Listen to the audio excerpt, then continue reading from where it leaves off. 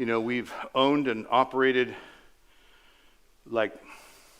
so many buildings, so many properties, renovating and remodeling and buying properties and removing blight and selling those and making money and building.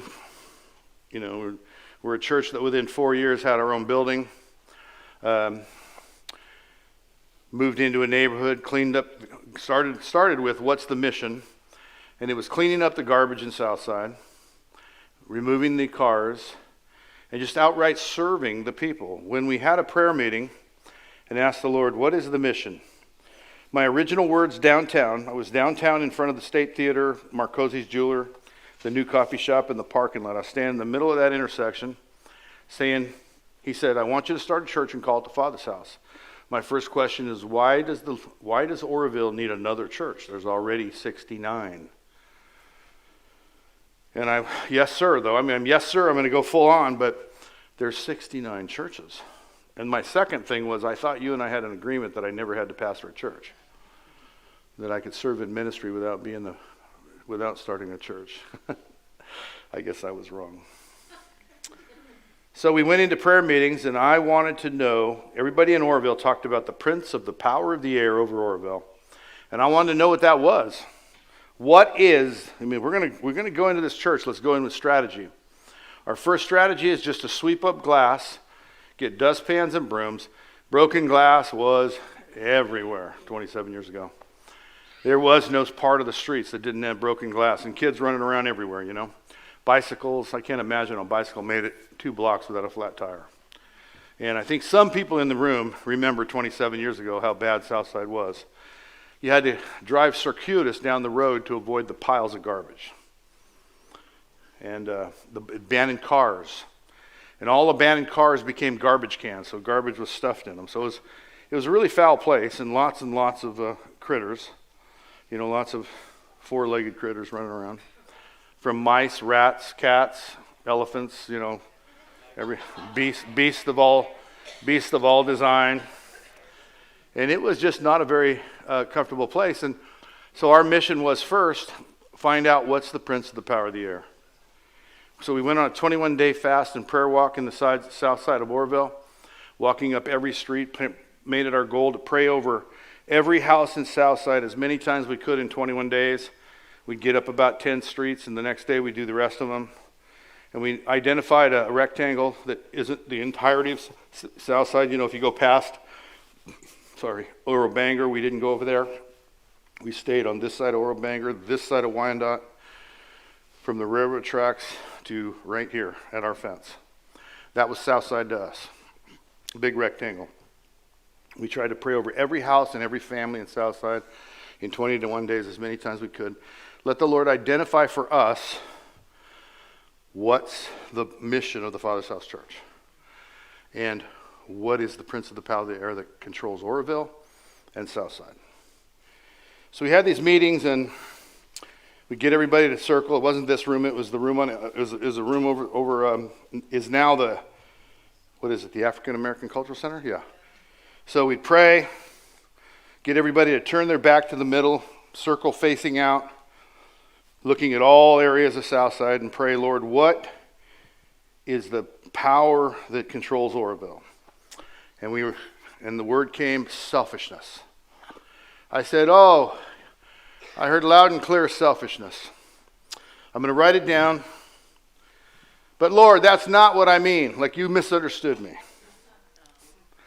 Who's the prince of the power of the air? What's the demon that controls? And as clear as can possibly be said, selfishness. I wrote it down. Selfishness for the second time. I said, Lord, I must not be asking right. I want to fight the enemy and defeat it for all these kids and people. I want to push back the darkness so your light can come in. What is that I need to do battle with? And as loud and clear as I have heard anything in my life, selfishness. And I said, I humbly said, okay. He's obviously not misunderstanding me. He's answering me. I'm misunderstanding. So I began to pray. This is a tragedy. This is a disaster. This is a disaster. I'm being called to go to a neighborhood and battle selfishness. Do you know how selfish I am? How does a selfish man battle selfishness? And I was humbled and like, whoa, me, Lord? You picked me? And I said, yes, Lord, let's go. And he began to download to me how selfishness is the root of all evil. Every ailment known to man, Southside had plenty. The girls would find a little girl in the street in the rain with no mother, nobody, like little girl. What are you doing here, honey? I'm looking for my mom. Where's your mom? I don't know, she's in one of these houses. Oh, she's turning tricks in one of these houses.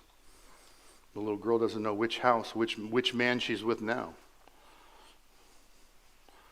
And so the girls would take her in the house and try to dry her off and get her warm and take care of her. And so we began to see that every ailment known to man in Southside was born out of selfishness. Drug addiction was born out of selfishness. Somebody might be a drug addict not because they're selfish, but because somebody abused them or somebody abandoned them or somebody took away their self-image. Somebody beat it out of them. Somebody ridiculed it out of them. Somebody hurt them so bad that the root of their life was selfishness. Somebody selfish destroyed them, and they were now anesthetizing their pain with alcohol or drugs. And the Father's house began to see its mission. Well, what qualifications does a contractor have? Most people think, and this is an introduction to some of you that don't know me, many people say all the time that a contractor became a pastor, and that could not be further from the truth. I was a carpenter, a framing carpenter, not a contractor, working for other people because I have no intention to do this as a business. I'm a pastor. I was called to the ministry. And so what I really am is a pastor who never got paid enough to have a family, so I had to work. And I worked as a carpenter until the ministry pretty well beat me up, and I went and got my license so that I can make more money in less time. And so then I'm merely a pastor who became a contractor, not a contractor who became a pastor. And then I ended up doing those two trades for a lifetime, 30 plus, under 40, over 30 years of my life, 2 full-time jobs. So here I am. What does my training have to do with defeating selfishness in a neighborhood this horrendously beat up? All goodness just let go. And Southside was the Wild West. It was a raging mania that ruled in this place. So we began to say, well, sweeping glass in streets. I looked at properties. I saw that Elgin Street property one day, and the Lord said, buy this. So I bought it that day. I began to learn the forensics of property in Southside, the different subdivisions, what the supervisors signed and everything. And I began to learn about Southside and become an expert on Southside property, and began to buy dilapidated housing. And clean up the garbage. And so we're sweeping garbage out. We're sweeping glass out of the street. We're cleaning up garbage in the dark, because if they see you doing it, they'll dump their garbage cans on you. They'll come and dump all their stuff in the street. So you got to do it in the dark before the sun rises. So we end up picking up garbage, sweeping glass, serving the community. And then the county calls and says, we've got these houses that are dangerous, horrible things. Would you buy them if we gave them to you for this amount? And it was a ridiculous amount. A couple of them were $15,000. Three of them were $5,000. So I bought those and made them new, brand new, and began to see that this is really the ticket for Southside. Make a nice house, bring a family in that will, if they see a little girl in the street, will do something about it. If they see the fist fights, they used to fight the girls like fighting dogs. They'd push them into the corner on Fallbrook right here in D Street and push them in the corner and make them fist fight so that they can get high. I won't give you any dope unless you beat each other up. So they used to do almost like cockfights or dog fights. They would make the girls fight. And it was the most horrible thing I ever saw. Anybody remember those days? Know what I'm talking about? Was that the most horrible thing you ever saw in your life? And the girls trying to say, I don't want to fight, I don't want to fight, and the guy smacking them to get them to fight. I'm talking horrors, people. I'm talking horrors of human existence. And I kept crying for those girls, man. They're stuck. They can't get high unless they fight, and I couldn't imagine what else they had to do to get high. And so a family that's living in a nice house looks out the window and sees that and calls the cops, calls the authorities. Back in those days, it would take an hour or two for them to get here. Sometimes 6 or 7 or 8, sometimes 2 days, right? 2 days, you wouldn't see them. So it didn't do a lot of good, but as we got more and more people in better housing, people that were working and paying their bills, they began to call, and we began to have a little bit of voice with the county sheriff. Then I was working with a county sheriff in the dark. I had to be behind the scenes so nobody knew it was me with code enforcement. And we started cleaning up abandoned cars until we got 400 of them. At the end, we lifted 300,000 pounds of garbage, 150 tons out of the streets and alleyways. You could drive straight down the street.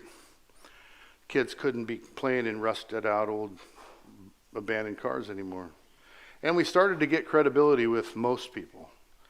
Some people that we wrecked their crime spree, we wrecked their little girl fights, we wrecked their little enclaves of evil, they began to curse us, and we went through quite a season of cursing. But we just kept going. God sent us here. A little cursing, a little bit of hate, we can handle that because we're fighting selfishness. And it's not going to give up. It's not going to give up easy. When I asked the Lord, how does a selfish man defeat selfishness? He said, come in the opposite spirit. And I said, how does a selfish man come in the opposite spirit? Just whatever you would have done that's selfish, do the opposite. So I began to do that. And I wish I could tell you I did it alone, but I did not. I'm glad to tell you I didn't do it alone. People started to join me, and people started to help me, and it was just phenomenal. Started to put together business owners who would go out in the dark and help us clean alleyways, and businesses that would come alongside, and long-term Oroville residents. As a kid that was raised in Southside ran for supervisor and won. And he was a Southside resident and loved what we were doing and supported us, and he would do our roofs for free. And we began to pull together a coalition that worked together selflessly to save South Oroville. So far, all I've really done is how I improved streets and garbage and housing, and I can tell you 100% that's never been my goal. That's been my tool. Buy a property and to make it brand new, rewire it, replumb it, just everything, just brand new. And have it be the nicest house on the street. That's never my goal. But the people living there began to be people who moved here. First Lisa moved here, and then other people moved here. Eventually Ryan and Maria, and it just kept growing. And other people who aren't here anymore. It just kept growing. They moved here from other countries. They moved here from other cities. In places, Ryan's from Chicago. People are from Canada, people who were from England, people from Hungary and France moved here to join me in this work of selflessly loving the people of South Oroville, even if they hated you back. So those people stayed long enough to eventually be ordained at the Father's House Church. Did I say England? I did. Okay. I probably missed somebody's country, and they're going to be mad at me. Malaysia? China? Australia? Oh, I knew I missed one. Australia? Yeah, they came. Anyway, I want to invite all of the ordained pastors to come up on the stage right now. And I want you to remember that story I just told you. It's the journey we got to where these people came. Come on up. We're just going to have you just kind of make a line. I'm going to have you say it and go. Yeah. Say who you are and what you do.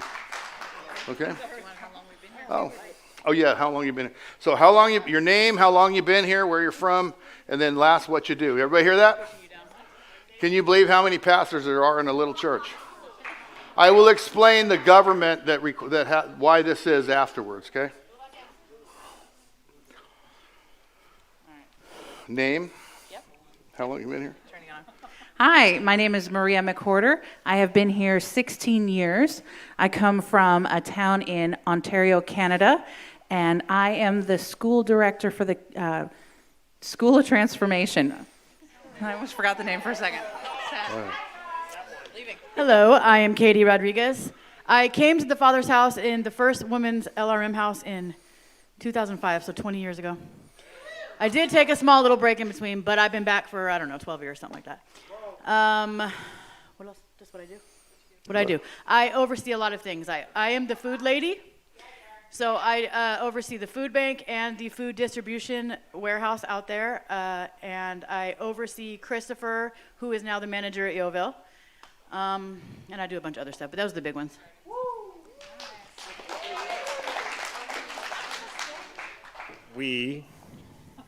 I am Nathan Taylor, and I have been here with my wife 10 years, and I do everything School of Transformation, first level, SOTE, SOT online, all those things.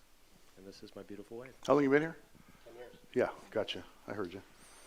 I'm Lindsay Taylor. I've been here 10 years. I come from Toronto, Ontario, Canada. And I do some of the childcare here. And then I'm one of the main leaders for SOT Essentials.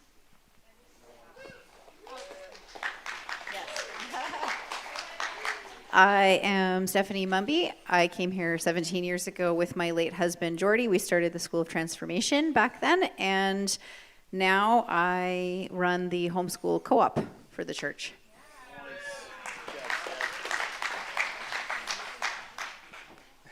Cycle down. I'm Ryan Kelly.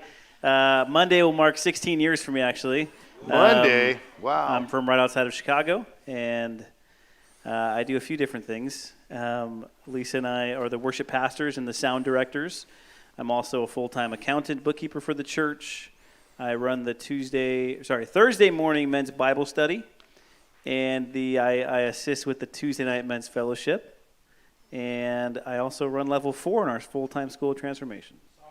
And men's softball team. There we go. That's a lot. That's a lot, wasn't it? Hello, everyone. My name is Lisa Kelly, and I moved here 12 years ago from Manitoba, Canada. And I do worship and sound with Ryan and lead our P61 ministry, and I lead level 3 in the School of Transformation and also run our inner healing department. Did I miss anything? No, that is what I do, and I love it. Oh, yeah, I bake stuff lots. I bake stuff. Hi everyone, my name is Michelle. I've been here 8 years. I came from Canada and originally from China. So I oversee the business office, and in particular, we plan and organize big community events like the Mud Run or Lights of Hope. My name is Ashley Fletcher. I've been here about 9 years now. I co-lead level 2 for the full-time School of Transformation.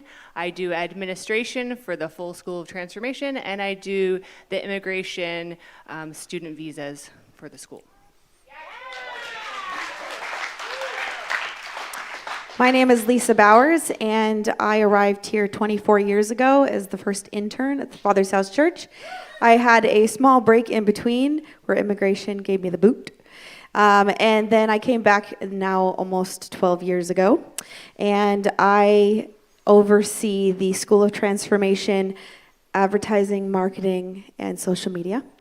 And I also do inner healing, and I volunteer in our kids' co-op department, and I also do inner healing and teach and preach and pastor. Hi, my name's Johnny Bowers. I am from Oroville. One of the originals. I've been here 12 years, going on 13, which is really crazy for me. And I help in SOT Essentials, I'm Zoom pastor. I oversee pastoring the men in SOTE. I work at Broville, aka Yoville. And I do worship leading, inner healing. I do all kinds of stuff. Personal mentoring, counseling. My name's Christian. I've been here for 10 years, minus a 2-year immigration-cation. And yeah, from Reading, England, and I am the director of Life Recovery Ministries. Hi, I'm Jamie. I am originally from Tacoma, Washington, and I moved here in 2005 for the first time when I was 19, just a couple years ago.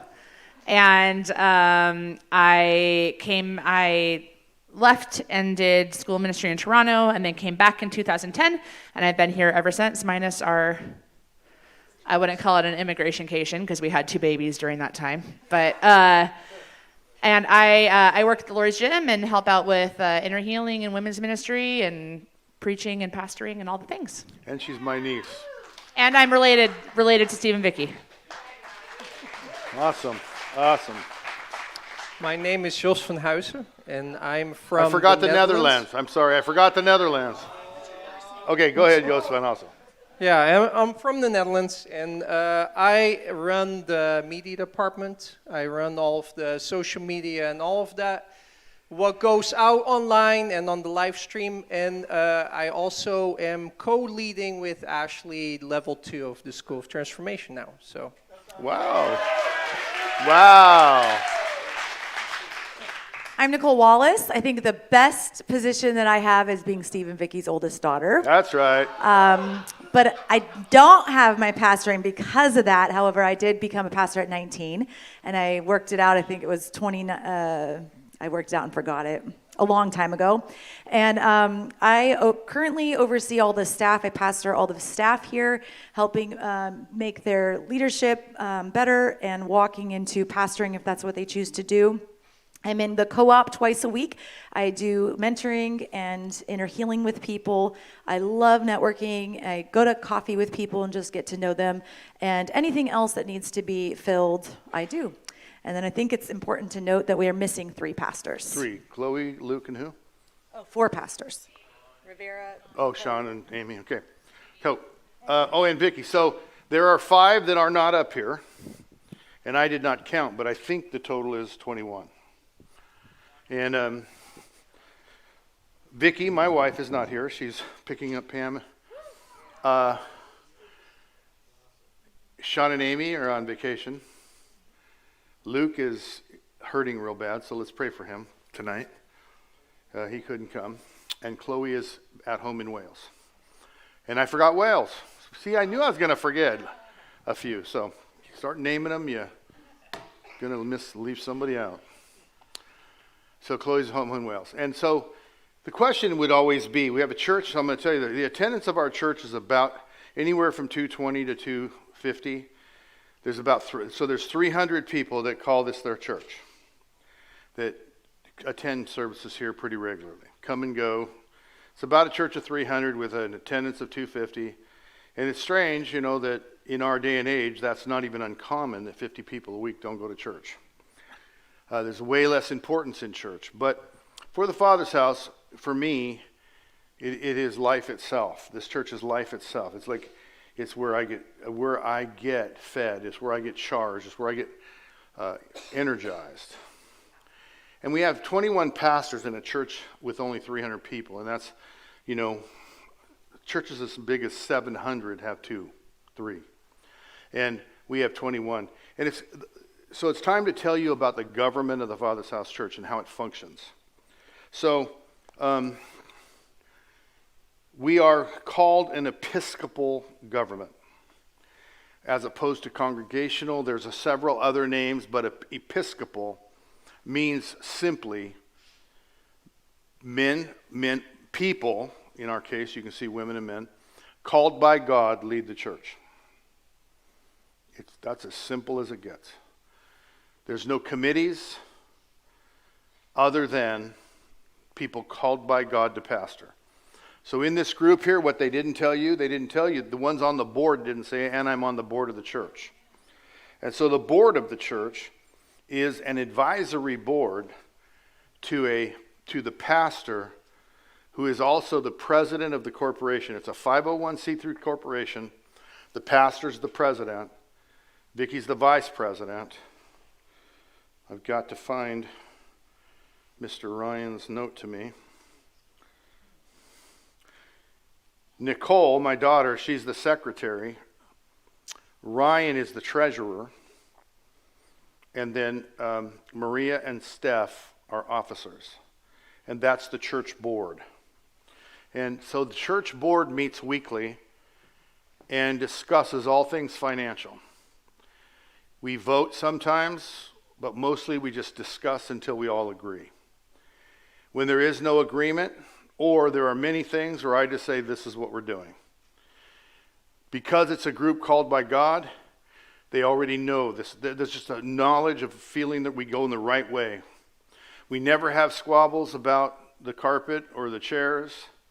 We never have squabbles about money. We all are lockstep in one accord. And the only thing we ever really disagree on is when we have people that are losing their minds or hurting other people and what we do. But the group, we meet weekly when we can. Sometimes we can't. And we try not to meet when more than one is gone from town. So when two are out of town, we don't meet. We want to make sure we're all talking about everything. So that's how Episcopal government is. It's a leader at the top, and then a board, an advisory board, financial board, and then the congregation. And of course, the head of the church is Jesus. And there are many denominations that are Episcopal. It's interesting when you are a member of a church and they operate as a congregational, but their government is Episcopal. And it's just people are really scared of a man like Paul the Apostle being the head of a church. Or because I'm not Paul the Apostle, so it's very easy to point fingers and criticize. But God called me to lead the church, not some board. A person running a bank or a restaurant or a construction company or with a law degree, they are not qualified to run a church. I saw this, I think it was a reel of a guy who's the pastor of a megachurch. But back when he was in between churches, he got a call. And they said, we'd like you to try out as our pastor. Oh, what happened to your other pastor? They said, oh, he's great. He did a great job. He founded the church. He started the church. But now we decided, we the board decided to go a different way. And he said, well, how many of you on the board have ever been pastors? None. He said, I think I'll pass on trying out for your church. Because don't you think that the ones that are going to pick a pastor should actually know what pastoring is? And then you're going to take the job away from a guy you just said is doing a great job simply because you feel like going a different way? But nobody said God told us or God led us or God decided. And so I thought it was the very best thing I've ever seen to describe why people called of God to lead the church should lead the church. Because it's a completely different dog than a bank or a restaurant or a construction company. It's a completely different animal. And so the Father's House methods are that we have certain visions that we deem to be absolutely important. I don't take the offerings anymore. I don't beg you for money anymore, except for missions. A couple weeks ago, I took an offering for Nepal. I showed you them. A couple months ago, I had the guy from the Philippines up here to speak for a few minutes to talk about his mission that you support. You don't just support it, but many people met them through us at this church, and they have flourished. And 5, I think, of us went to the Philippines and worked amongst their mission to see what they're doing. And it's just remarkable. And so I will ask you for those things. We want to buy Pakistan some motorcycles, or we want to buy Nepal 2 motorcycles. We just bought them today. And so we make special collections. And when there's not enough, we add to it. You add to it from your offerings. The beginning part of the financial report of the Father's House Church is that the pastor is paid zero. The pastor's not a hireling, he's a son. The pastor's called by God to lead the church and gets paid nothing. All the pastors you saw here, they all receive small amounts and free housing. The pastor can receive free housing, but I don't need it. So we get to the point of what our goal is with every single dollar that gets put in an offering. I've been on staffs. I have had to sit and run the books on church staffs where $100 comes in, let's say, $30 goes into a bank account for a future building they want to build. $30 goes into another bank account for contingencies. That is 60% of every dollar gets stuffed into a warehouse. And the youth pastor is starving, and they can't pay him, even though they know that youth ministry is the future. Every time I can lead a kid into the church, his family comes with him.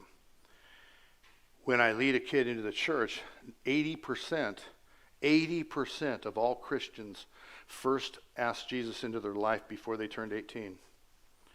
80% of the harvest of the Christian church is prior to 18 years old.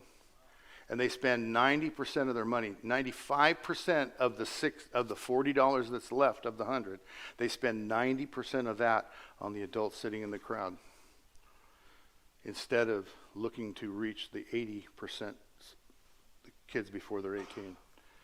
So we set up ourselves to say we want to really, really highlight reaching kids, teaching kids, and helping them experience God. We want to spend every single dollar that's put in any offering, any time, no matter how it comes in. We want to do $3 work with every single dollar. So when I have businessmen, I give tours, and I give businessmen tours, and I show them the gyms, the yogurt shop, Ridgeview, the 91 acres, the 27 buildings we operate here in Southside, the 101 people that live under the covering of the church, the 120 beds that those 101 people live in 120 beds, so there's 19 more beds still available. All of that, you say, what do you think the budget of the Father's House Church is? And they go, it has to be $5-6 million, right? And I say, no, it's less than 2. It's less than 2 per year. And we have to kill ourselves to make that 2. We do a month-long festival and a mud run in the summer, and they bring in a certain amount of money. The businesses bring in about 1.3. The offerings on Sunday morning bring in 6. And we get right up to that $2 million just every year. And we house 101 people, 27 buildings, 19 residences.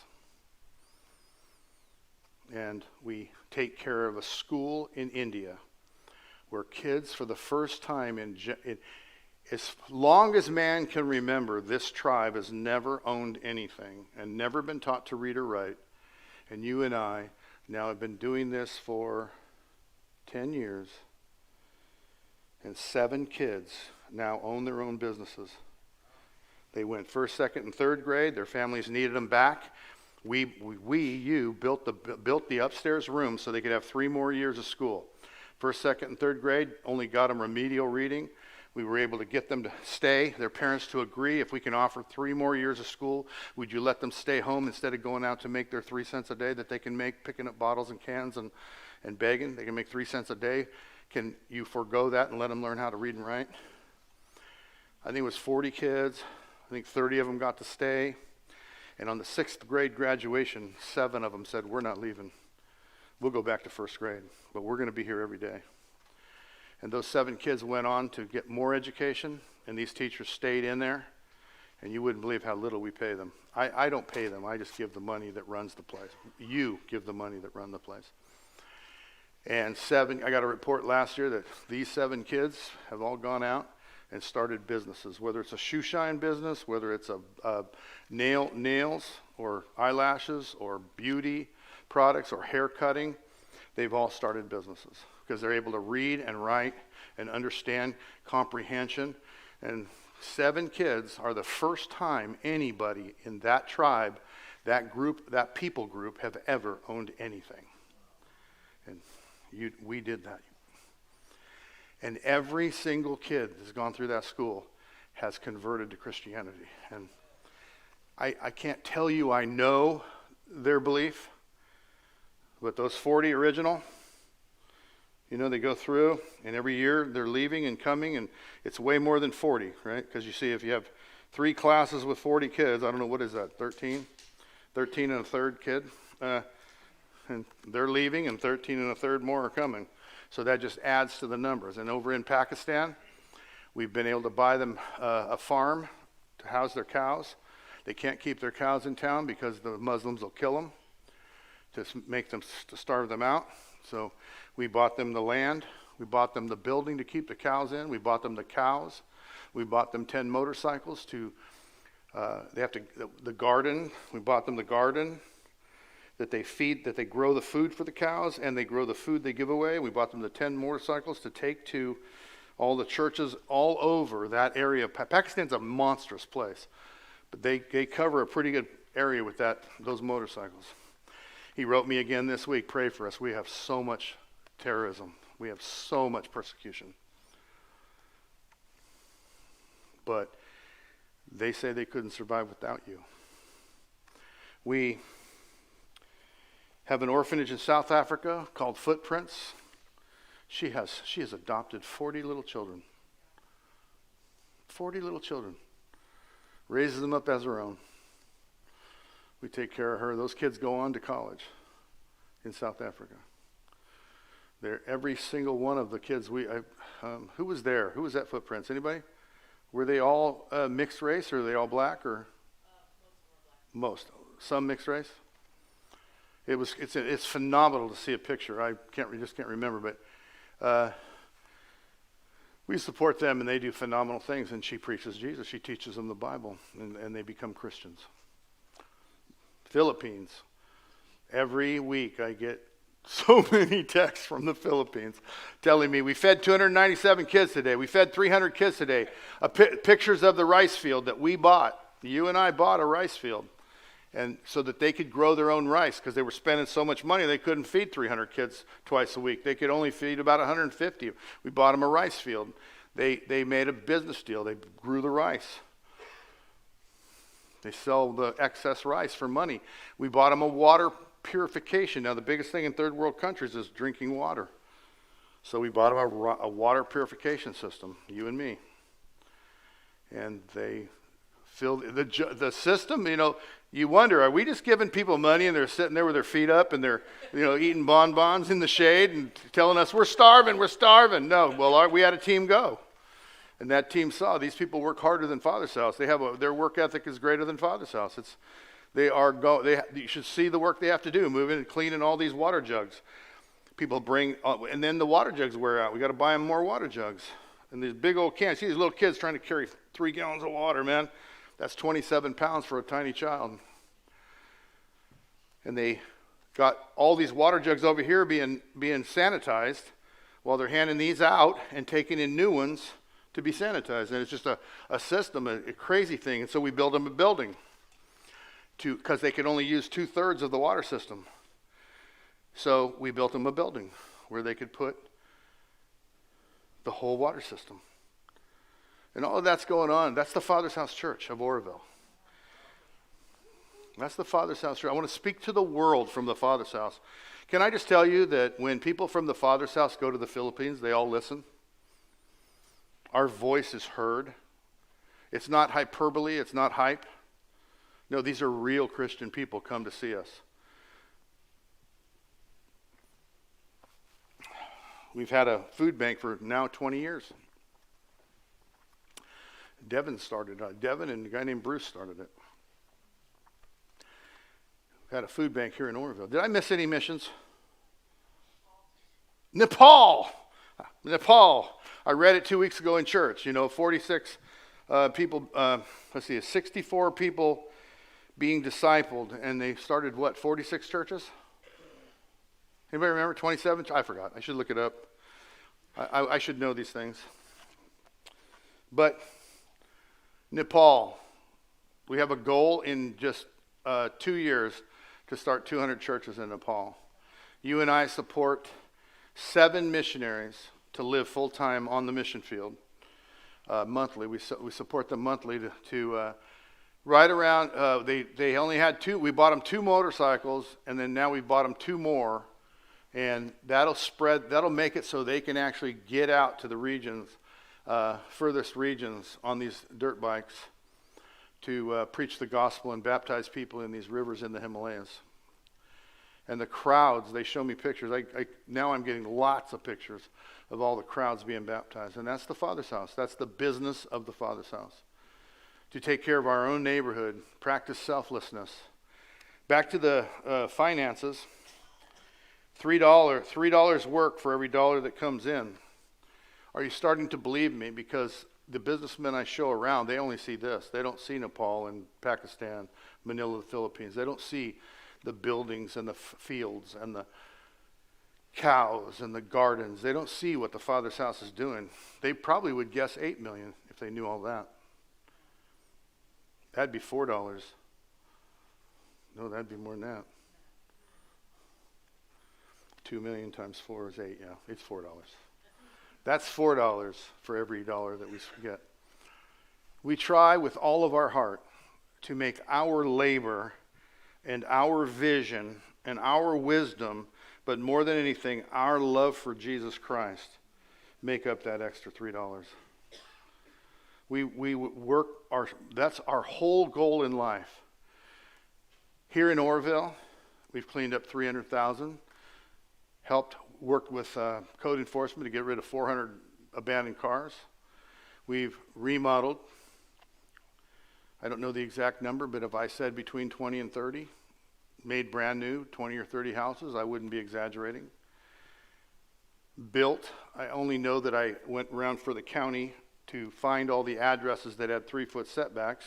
That wasn't the county, it was the city. They wanted me to tell them, well, how many have you built with 3-foot setbacks? And I said, I'll go look. And I went to every one, and it was something like 26. That's why the news said we've done 26. They completely misinterpreted that. It was 26 new housing with 3-foot setbacks. And then I said, plus there's a whole bunch with 4-foot setbacks. And then the county made the city made again 5-foot setbacks. So there's a whole lot more houses than 26 that we built. The 2 right over here on Elgin, the Cars and Cassie's, are 5-foot setbacks. And so you just go looking for all the houses we built in Southside on the dilapidated lots and the tore down mobiles that operate as the worst places you've ever seen. I can't even describe them in a mixed crowd, what I've seen in these tore down places, the horrid human condition that people are using those houses for. And we tear them down, clean them up, new housing. Our goals in the future are to provide the ability for people to buy those houses, to build more and buy more, and continue to build Southside's economy, allowing homeowners and home buyers to realize 20% equity on the day they move in. And equity is the difference between what you owe and the place is worth. So if it's worth $300,000 and you only owe $240,000, that's 20% equity. You have $60,000 you could make by selling the house. So you have power. It's not so you can make money. It's so you have a power in finance when you have equity. Does that make sense? Everybody understand? In a few minutes, I'm going to ask you for questions. If I don't forget, we in the message in the time of building our selfless message, we knew that we had to preach the Gospels. We weren't going to preach anything else on Sunday morning. I'm going to explain that to you. We are ridiculed for preaching the Gospels. We are looked down upon and thought to be less than for preaching the Gospels. It is said every single time in every single conversation, oh, well, we believe in the whole Bible, as a slam on us preaching the Gospels. And I say, well, we believe in the whole Bible. I always say that 100% of the time, Well, we believe in the whole Bible too. But we believe that what's going wrong in the Christian church is that people try to build a foundation on Moses and Elijah and Solomon and David. And Jesus said the foundation is the knowledge that Jesus is the Christ, the Son of the living God. That the rock of our salvation is Jesus. That the stone the builders rejected is Jesus. That the white stone of redemption in Revelation is Jesus. And that the foundation of any life that's attempted to live as a Christian has got to be founded on Jesus. If Sunday morning is the only thing you ever get in life, you're never going to get anything but Jesus. You're going to miss out on the whole Bible. But if you will let Sunday morning help you keep your foundation solid, then you'll be actually fit to go and learn the whole Bible. I believe in the whole Bible more than anybody I have ever met. I live it more passionately than anybody I've ever met. Now, there's people that believe it as much as I do, but nobody more. I am all in. I'm all in with everything I believe, and I believe the whole Bible. But on Sunday morning, the Lord told me, I want you to make my son famous in the Christian church again. And I said, how will I do that? And he said, preach the Gospels. And so that's my instructions. That's my assignment. I will occupy as long as I can, and then I'll be gone. But as long as I'm occupying and he hasn't told me anything else, I'll be preaching the Gospels on Sunday morning. And this is the state of the church.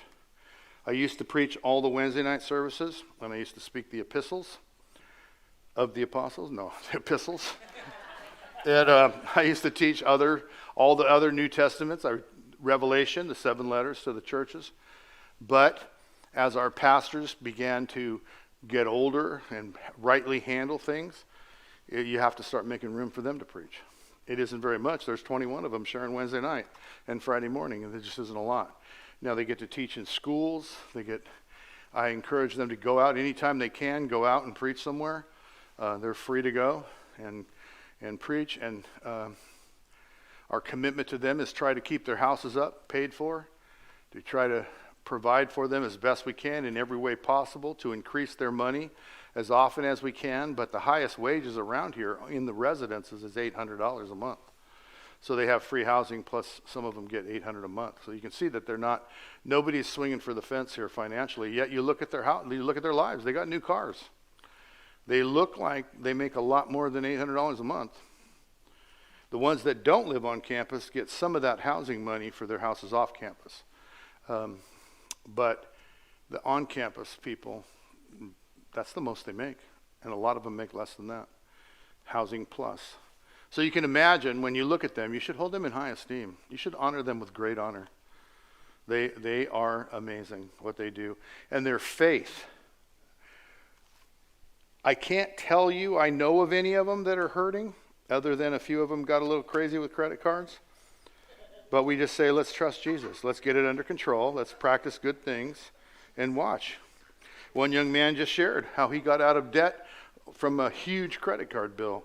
And he did it in like just a few months. Because we said, let's just stop, drop, and roll, and let's apply our faith in Jesus. Let's repent, ask forgiveness, and go on. And watch what God does. Another really, really important, absolutely foundational, never violated principle of the Father's House Church is this. It's the message of the Father's House. It's 10 points of ministry. That the foundation of the Father's House. I told you that one of them is that men called of God lead the church. So it's God gives authority to man to lead his church. And man leads. And people say, I don't need to listen to man. God speaks to me. And that is probably one of the falsest things that the 21st century has made a foundation. We are 100% supposed to have human leaders. And we are supposed to listen to them.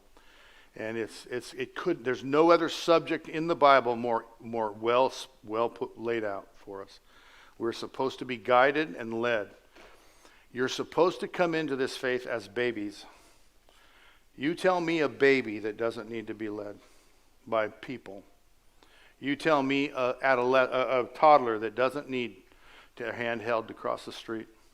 doesn't need to be told right from wrong, what's good and what's bad. That's the way we're supposed to grow in Christianity and teach our faith. That's we're supposed to treat our faith. We're supposed to treat God that way. We're supposed to be toddlers to God. Crawl up in his lap and say, without him we would die. And then as we mature, like tonight, I have to crawl out of his lap as a toddler and stand before you as a mature Christian man and present to you God's plan from me, that he gave through me. People say, how can you prove that God wants man to lead the church? I just opened this book here called the Bible. I open it to anywhere, just most anywhere, and I look at it, and then I look up in the corner. And you know what it says? I just flipped it open. It says Mark. What's he? He's a man inspired by God to tell us what God wants us to do and what God says, what Jesus did. I can flip the page anywhere you want. You know, upper left corner, Daniel. What's he? He's a man. It's just, I mean, is that enough proof? So we have this message. Salvation is through Jesus alone. Another point that can't be argued in the New Testament, in the Bible. The importance of forgiveness.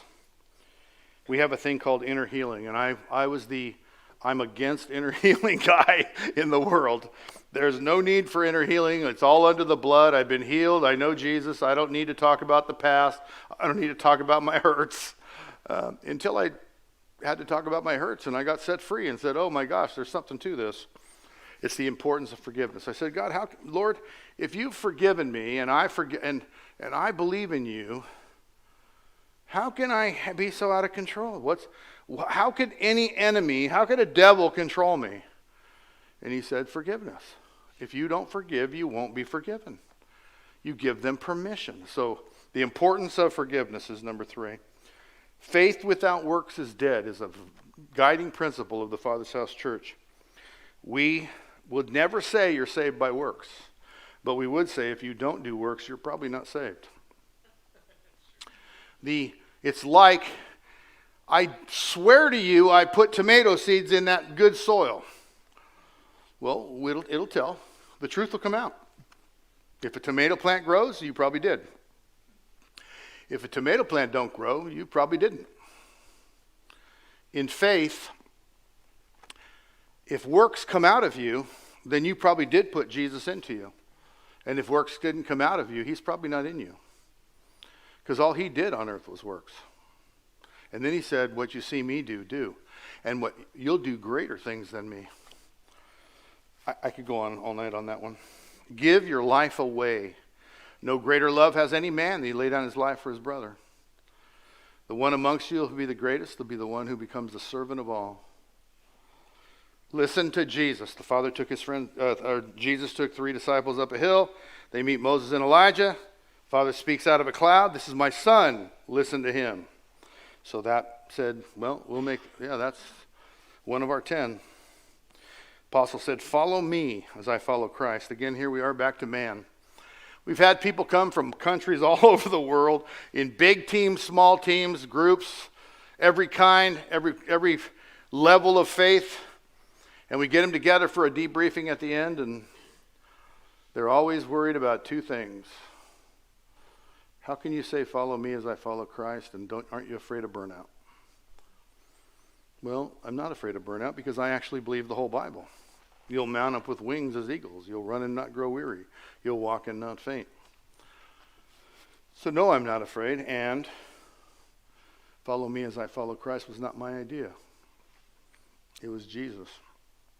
Go into all the world and make disciples, teaching them, leading them, instructing them. And Paul said to his people, follow me, and I'll lead you to him. Who is God? Is better said, who does God say that he is? There's 10 messages of the Father's house that everything we teach, you should be able to say, what message did that support today? One of these. Who does God say that he is? My whole life, all these 50 years, everybody's telling me who they think God is, and I'm like, oh my gosh. That is so the opposite of what he says in that book. Have you read the book to who he says he is? Not who do you say, who did you determine? No. You're going to get up there and say, God, I didn't know you were like this. I told everybody you were like that. It's not going to, oh, then let me change and be like you described. That's not going to happen. He's God, and he's going to be what he told us he's going to be.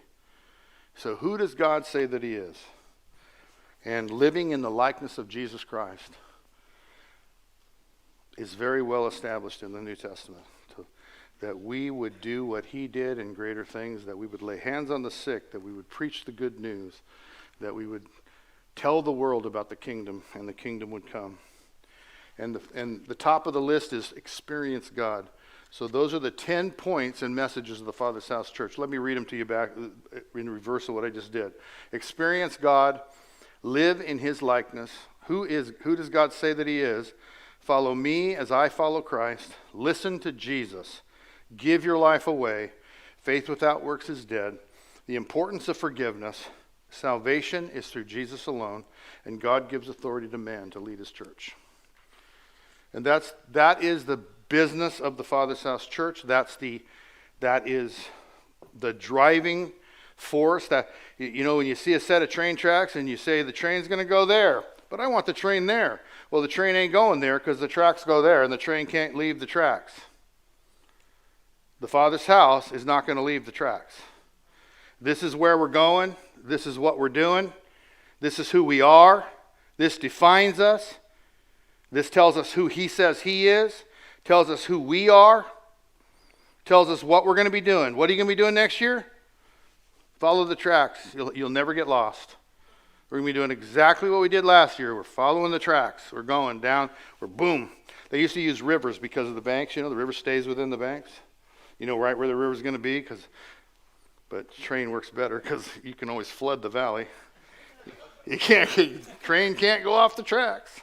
It's not a train anymore. It's just garbage laying on the side.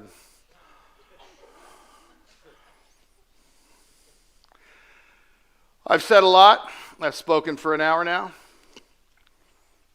Anybody have any questions about the Father's House and how we operate? What is the values of the Father's House Church? I believe as the pastor of the Father's House Church, I'm responsible to be a man that others can follow and not get lost. 100%. That's just love Jesus, follow him, be the man that others can follow. I can say to you safely, follow me. I won't let you down. You won't get lost. I know the way. I can say that to anybody and everybody confidently. And I can say that if you want to be that kind of person, I can teach you how to be the man or the woman that can say to others, follow me, I'll show you the way. We just came through a season of 1-minute testimonies. Kind of done right now for a while. But I just stood over here with a smile. My ears were in danger of falling off. As each person said, my life's the best it's ever been. That's all I want.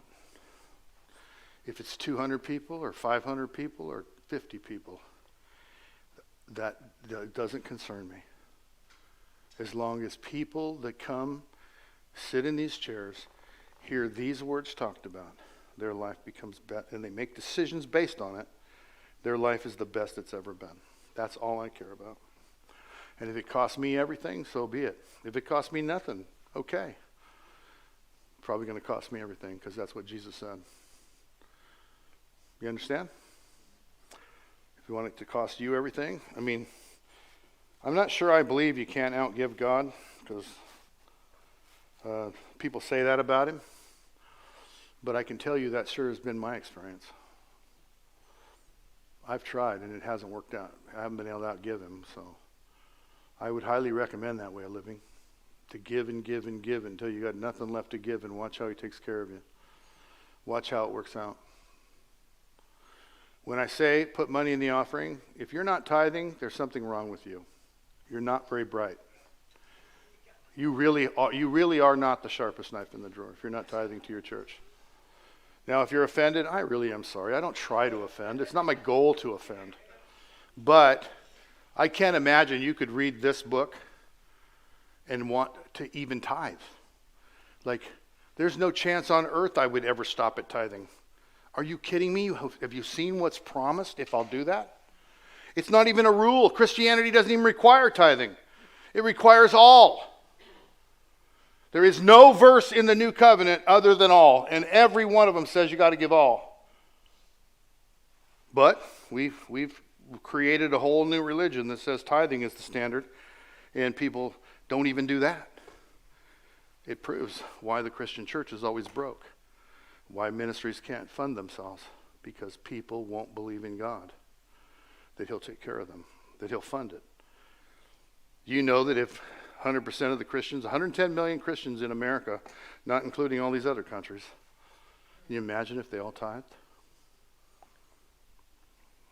We'd be able to reach every person on the planet with just one country tithing. But who in their right mind would stop at tithing? My goodness. When there's this kind of a return, joy, peace, patience, kindness, goodness, love, oh my gosh. Why would I stop? It's like a vending machine of $100 bills of goodness. Not real money. The money's awesome, but that isn't why I do it. It's that my house can burn down and it doesn't faze me. That's from tithing. The peace and the patience and the kindness and the goodness. I'm not a patient man. I already told you I'm selfish. And yet I live a totally patient life. Selfless. It's not me living this life. It's him in me. Because I give. You have to almost be a slow coach to read that and not see the benefits of giving. And yet, every church is begging every Sunday, give. Like, if I could dip you in wonder sauce and you come out happy, you'd let me dip you. I mean, like, come out happy. Drug-free, alcohol-free, happy. With kind of things like, listen to this, ecstatically happy marriage all the days of your life. Those things come from giving. It will go well with you in the land is the promise. Your rain will come in due season. Your harvest will ripen in due season. Your blessing will be pressed down, shaken together, running over. The windows of heaven will be opened and poured out on you. And we're all going, no. And we don't just do it with money, we do it with all of our life. I don't have enough time. Give your time and you'll have enough time. Give your energy. I have very little energy. Like if you knew me, I was the Energizer Bunny. People thought I was ADHD or whatever. They thought I was hyperactive is what they thought. Because I was always going.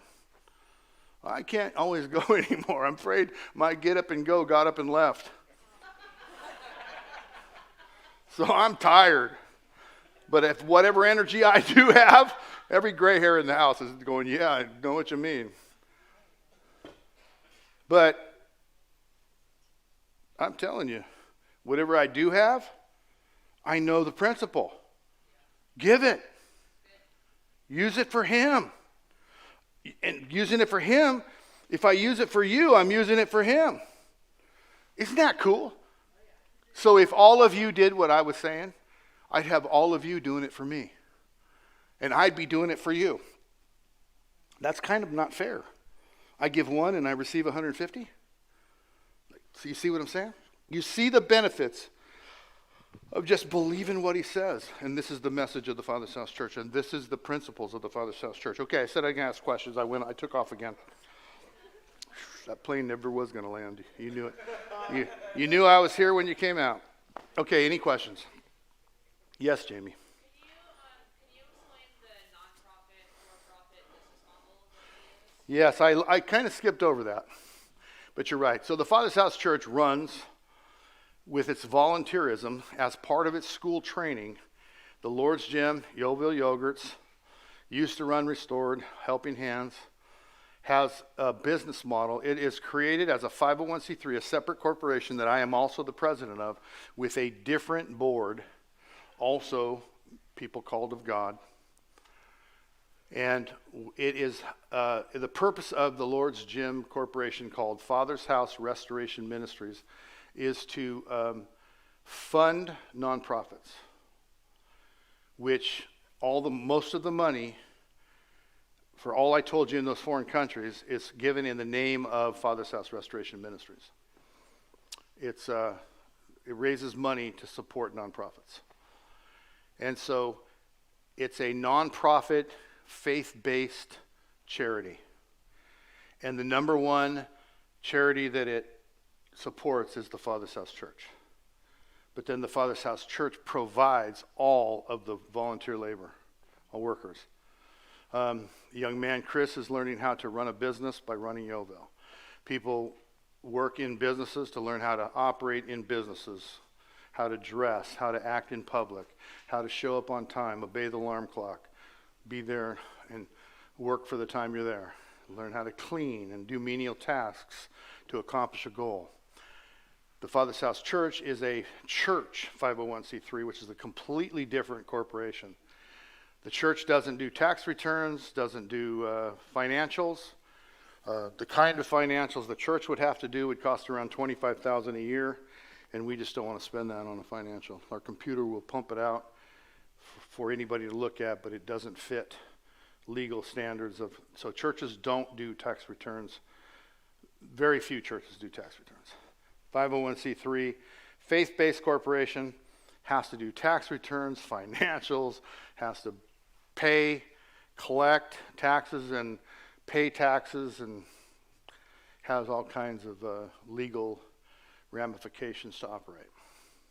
We've since, right now we are waiting for the approval from the IRS for our third nonprofit called Father's House Community Land Trust. We are taking donations under restoration because it is allowed to do that and be a pass-through to another corporation. And if we take them in now, we'll be charged as not a nonprofit corporation. We're a corporation awaiting our nonprofit status. So the money's going through the other one. When it's approved, the money will be passed through because this one is written to give it money. And so what we're doing with that money is buying land to build houses, to try to help people. We're going to focus. We have to have more housing for the Father's House, but today we're fine. So we've got to start now with the idea that we have people coming, families coming to attend our school, and we'll have more housing needs. And we have large goals on that, large marketing plans to increase our school size, our life recovery ministry size. What was the third thing? Our church size, the growth of our church. We have marketing plans in place to do that. So we started this community land trust, and we did it in Oroville as Oroville is an opportunity zone. Now I'm saying a lot of words, but okay, so an opportunity zone is a for-profit corporation that is an investment driven. So in Oroville as an opportunity zone, tax money that's owed to the IRS can be put in it and parked for 10 years. Use big numbers. $1 million is owed to the IRS. Instead of giving it to the IRS, you put it in this fund. The CLT uses the money to build houses to sell to you. So you pay for the house, making money. The guy with the $1 million gets the money that's made. And all the money he makes off the $1 million, he gets to keep tax-free. Most of those deals, like let's say $1 million, go back to the $1 million. Let's say he makes, I don't know, over the year he makes $100,000. 10 years he makes $1 million. Well, the CLT would probably make a deal with him in the beginning to get half of that, and he would get half of that. And he would get that $500,000 tax-free, and then you have to take the money out of the property and pay the IRS at the 10-year point. So they get their $1 million, but 10 years later, this guy pays his $1 million, but 10 years later, and gets to keep whatever he made with the $1 million in an opportunity zone. Was that understandable? Was that, I mean, maybe some of you got lost, but I think the ability for money to make money is just astronomical. And at the same time, to take these young pastors and these young people in the church, what we're really looking to help is people who've had kids with disabilities, cancers, all of these different things, and help them with ownership, help them, with their widows, different groups. So I don't want to go on much further. I don't want to muddy the waters on what it is. So we've just started this. It's launched. That board is not pastors. I'm the only pastor on that board. Several members of our church are on that board. Three members of our church and me. So we're 4 of the 7, so that we have the votes to control the CLT right now and keep it going with Father's House vision, Father's House message, and the other guys are all on board with that. They all know that. And I wrote into it that I have veto power, just like I do in the Father's House Church. I have veto power to make sure they don't go off on some tangent of things we don't believe in. Like, I don't want to say any, but you follow me? Yes, sir. So you said that we're ran by Episcopal government? Episcopal government. Yeah, so does that mean that we're Episcopalian, or does that mean that... No. Episcopalian is the name of an organization because they were an Episcopal government. Episcopal government existed before Episcopalian Church. So what denomination are we? We are no denomination. We're what's called actually, the truth is, the way I wrote the Father's House 501c3 corporation, the Father's House Church of Oroville is its own denomination. It's an association. 2 different things. What? We are our own denomination, our own association, so that, let's say Pastor Catherine here wants to go start a church in Timbuktu, so she would go out under the umbrella of Father's House Church of Oroville, and it'd be Father's House Church of Oroville in Timbuktu. And it would be under the umbrella. So it's a little different, but it goes out under the same 501c3, and we could plant churches all over the world. We haven't yet. We thought we were going to right away, and we still haven't. But we do have 21 pastors in our church to do. I will vouch for those guys. They work more than most of the pastors I know who pastor churches. These guys do more, talk to more people, help more people, pray with more people, teach more people. Anyway, any other questions? I talk too long. People are walking out on me now. I was kidding. I'm not that insecure. Almost, just not. All right. Any other questions? Is that it? Have I? Yes, sir. What's the vision and idea behind the garden and horses that's going on the property? So the way this works is when you reach the staff level or 4th level, you can come to me and say, I want to do this or that. I have a vision. I feel God led me to, in this case, Beth came to me and said, I want to, I've never done horses, but I'm willing to I feel like led to do this horse therapy thing. And I'm going to go take lessons. So she went and took lessons for a year, driving all the way to Grass Valley, and took lessons and bought a horse and housed it there and paid for it to be there. And she got to know her horse and got to train with her horse. And so when we prayed alongside of her and said, we think you're right, God. This is what God's telling us to do, and so He told her first, told us second, and so we're launching a therapy, animal therapy, and so you got the little horses for little people, and you got the big horses for the bigger people. Little people are kids, guys, emotionally disturbed kids. We don't have any dwarves or anything. Why are you raising your hand? Oh, he's the little people. That's why did you know it was him? Yes. Oh, okay. Is there a mirror up here or something? No, I looked back. Oh, okay. Picking on Chris as a little people. Did I answer your question? Okay, the garden. I felt very strongly when the Netherlands took the water away from their farmers and started penalizing them they had to stop growing food. And California took all the water. The richest farmland on the planet is California's Central Valley. The second richest farmland on the planet is Netherlands. And your gross output from those 2 areas could feed half the world. But they shut them down. And both countries shut their farmers down to not grow. And I said, oh, this is I just like go to prayer and find out what's going on. And the Lord said, you need to be ready. This is coming soon. So Cassie came on board, you know, went through the struggle she's gone through, but shared with me her vision and her dream and wanted to do it. Now, she wasn't anywhere near a 4th level yet, but there was an urgency because I felt the Lord told me we need to get food going. So we started. And now 2 years in, approximate, working on the garden. And it's pretty spectacular. You should go see it. Does that answer your question? Okay, any other questions? Because now it's an hour and a half. But that shouldn't stop you from asking questions. If you want to know, if you have any questions, like what do we do? How do we run? This is how we run. Oh, there is a really important point that I have to tell you. I do not believe the Christian church should warehouse money. I do not believe in savings accounts for the church. We have money, we get stuff done. We buy rice fields for orphanages, and we buy cows for churches in Pakistan, and we do not warehouse money. I think it's a faith issue. If we run out of money, then God is not with us on whatever we're doing.